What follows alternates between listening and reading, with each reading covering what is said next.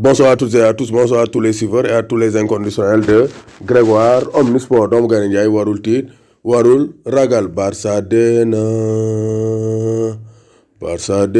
suul nañ ko l'FC Barcelone de Lionel Messi de Ibra Khadja borom Arabie Saoudite. Le Barça a été humilié à domicile, donc vraiment c'est très triste, c'est triste de voir le Barça à ce niveau, d'être humilié d'année en année. Maintenant trop et Lionel Messi risque de quitter le Barça sous une mauvaise note parce que depuis la finale de 2015, le Barça n'arrive plus à s'imposer en Ligue des Champions.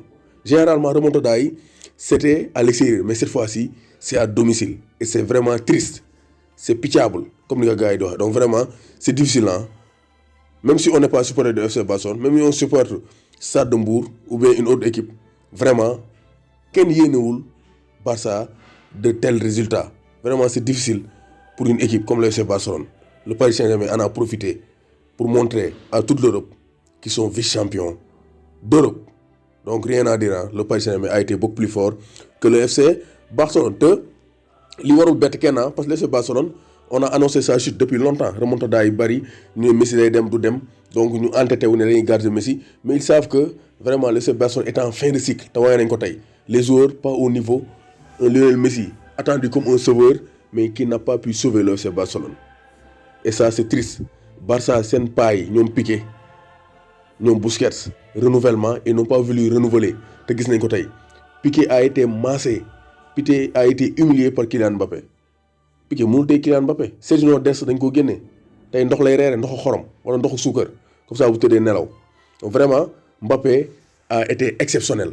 Ñu ko doon critiquer naan Mbappé dans les grands rendez-vous européens il n'est pas présent. Même si le Barça n'est pas une foot de guerre, Mbappé a montré que même sans Neymar, il peut porter le Paris Saint-Germain. Donc Mbappé triplé, un triplé de Kylian Mbappé, un triplé salvateur. Premier but gis nañ ko sur une passe délicieuse de Marco Verratti dans la surface de réparation. Mbappé élimine le défenseur et fusille le gardien Marc-André ter Stegen.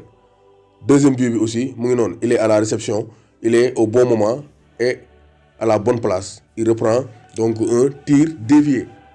2-0. Troisième but sur une merveille de passe de Draxler, Mbappé enroulé. Donc le Barça est à terre. Même si Barça m'a ouvert la marque sur un penalty de Lionel Messi, le Barça ne peut plus avancer. Le Barça est trop limité pour s'imposer en Ligue des Champions. Donc Paris a été solide, engagement, détermination, vraiment sérénité, travail d'équipe. Donc Paris a été au sommet de son art. 8 tirs cadrés, 4 buts, réussite de 50%. Gana Gueye mën naa def match bu rëy mais dafa teel am carton jaune et après une session de faute Pochettino ne xaar ma génn ko pour bañ a jël rouge et ça a payé parce que Herrera ba mu duggee aussi il a stabilisé la défense du Paris Saint-Germain, le milieu de terrain parisien. Donc avec cette victoire, le Paris Saint-Germain prend une option sérieuse d'une qualification en quart de finale. Mbappé est l'homme du match. Triplé, c'est le premier joueur à inscrire un triplé face au FC Barcelone au Camp Nou depuis Andrei Shevchenko le 4 novembre 1997.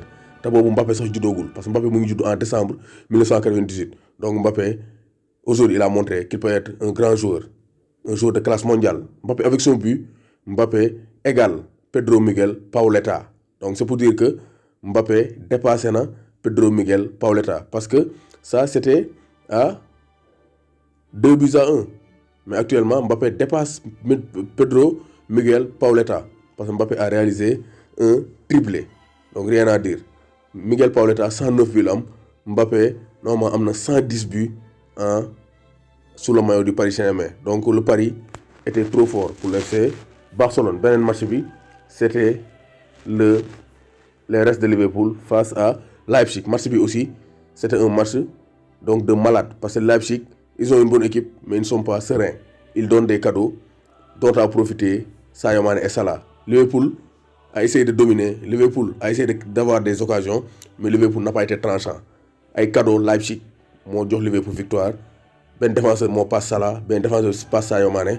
Donc Salah et Mané 2-0. Le tour est joué en attendant la marche retour à Anfield Road.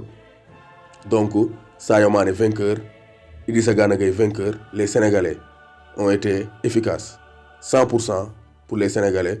Ils prennent une option sérieuse pour une qualification en quart de finale de la Ligue des Champions. Barça moom Barça wala Barsaax mais Barça seen gaal gi dafa toj yaakaar naa Barsaax lañ gën a jege que Barça te Piqué soxla na massage bu baax a baax war naa mën a ñëw Sénégal ñu maase ko loolu leer na donc Fallou Laye borom Rio Grande supporter Liverpool Ibra Khoudia ñoom Kaawman et tous les inconnus de Grégoire maa leen di bëggee sans oublier Daouda Diop l'incontournable de Thiès. Mondial Sport, leader de l'équipementier au Sénégal, vous présente ses offres spéciales en cette fin d'année 2020. Donc déstockage, 3 blousons à 30 000 francs, 2 blousons 25 000, 1 blouson ou bien un sous-vêtement à 15 000 francs, 2 maillots floqués à 20 000 francs, sous-vêtements à 20 000 francs, livraison gratuite. Vous avez les sous-vêtements du Paris Saint-Germain, du Barça, de vos clubs préférés, maillot plus masque à 10 000 francs. Ne vous le faites pas raconter avec Mondial Sport. Équipez-vous en toute sportivité. Contactez le 77 059